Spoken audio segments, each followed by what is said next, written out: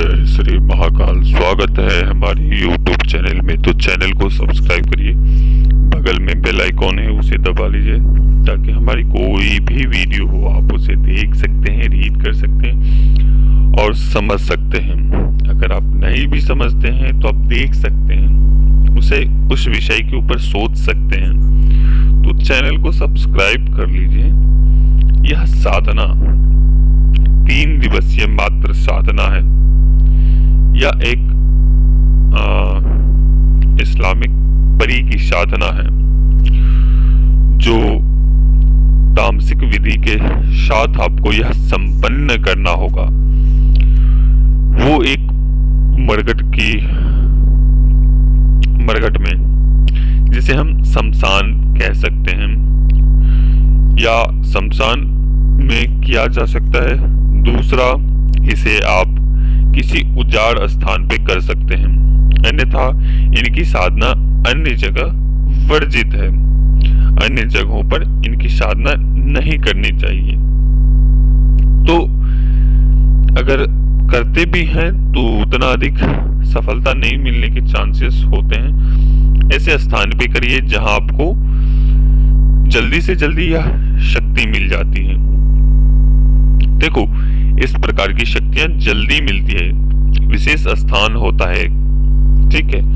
जिस प्रकार से एक ब्रह्म राक्षस का स्थान, विशेष स्थान पीपल का वृक्ष होता है, उसी प्रकार से सभी शक्तियों का वास स्थान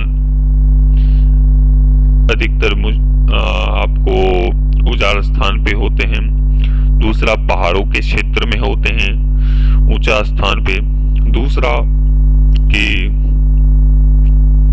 नदी के तट, तालाब, ऐसे ऐसे स्थान होते हैं जहां पे वो शक्तियों का वास होता है।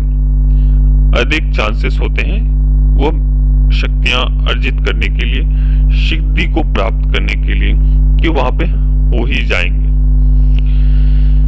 तो हमने जो बताए हैं, जिन स्थानों का मैंने नाम लिए हैं, कि चाहे तुम मरघट में कर सकते हैं, मतलब कि शमशान में आप कर सकते हैं।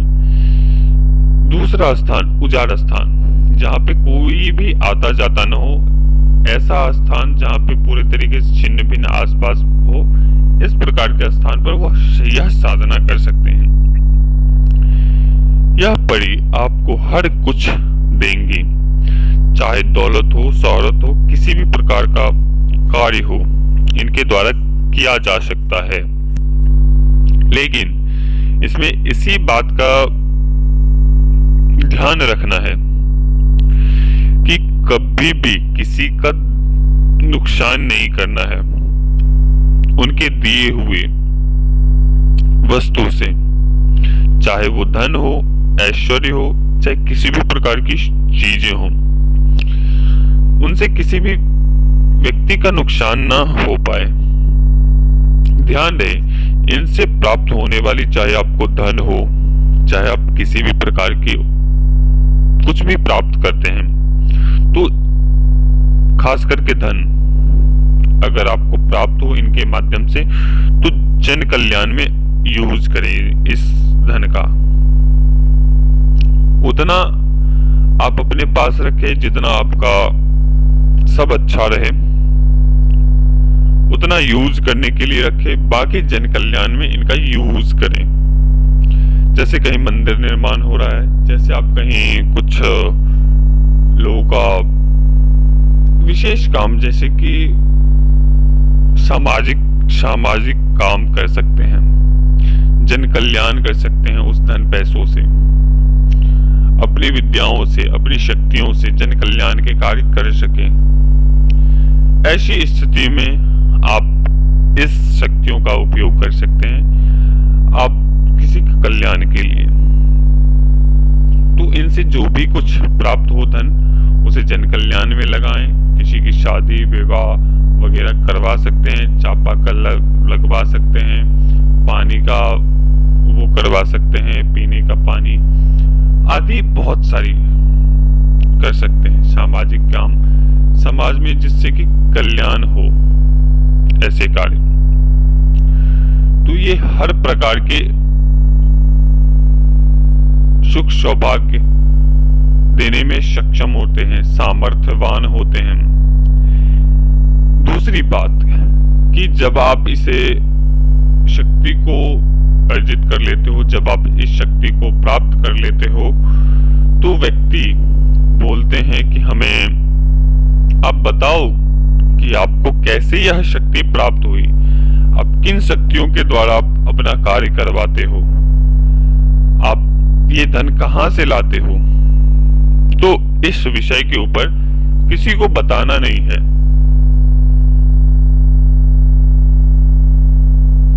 कि हमें कहां से धन प्राप्त हो रहा है, किस शक्ति से धन प्राप्त हो रहा है। अगर आप इस चीज के बारे में किसी से आप वार्ता करते हैं, तो वो आपके पास जो एनर्जी है, आपके पास जो शक्ति है, वो आपको बर्बाद करने के लिए में आ जाएंगे, बर्बादी के कगार पर वो खड़ा कर देंगे आपको। तो ये ध्यान रहे, जिस प्रकार से आपकी गुप्तता भंग नहीं होनी चाहिए, उसी प्रकार से उनका भी गुप्तता भंग नहीं होनी चाहिए। क्योंकि हर एक शक्ति की एक गुप्तता होती है। तो इस बात का ख्याल रखना है, ध्यान रखना है कि आप किसी भी शक्तियों का उसका वो नहीं कर सकते हैं, दुरुपयोग नहीं कर सकते हैं, ना आप उनका वचनों का जो होता है वो लक्ष्मण रेखा नहीं लांघना चाहिए आपको। अगर आपने उन्हें वचन दे दिया और उन्होंने आपको वचन दे दिया, तो उसके ऊपर आपको खड़ा रहना है। अगर मान कर चलिए, अगर आपने बोला है कि हम 20 मिठाई देंगे आपको हमारा काम होने के बाद, तो आपको 20 मिठाई उनको भोग के रूप में देना है। मानकर चलो कि अगर हमने एक ही मिठाई के लिए बोला है शक्तियों को, तो हम एक ही मिठाई से अपना कार्य करवा सकते हैं। तो वचनों के ऊपर अनिवार्य रूप से खड़ा होना होता है। चलते हैं आगे। तो हम साधना के विषय पर आते हैं कि साधना में क्या क्या सामग्री लगनी है। तो इसमें आपको चाहिए होंगे कुछ, एक अग्नि जलानी है, एक अपने समक्ष अग्नि जलानी है, थोड़ी सी आसपास में जो भी लकड़ी वगैरह हो वो इकट्ठा करके रखना है, और अपने तरफ चारों तरफ सुरक्षा चक्र गुरु का ध्यान करना है। चारों तरफ चक्र को घेरना है, सुरक्षा चक्र शरीर किरण करके बैठना है।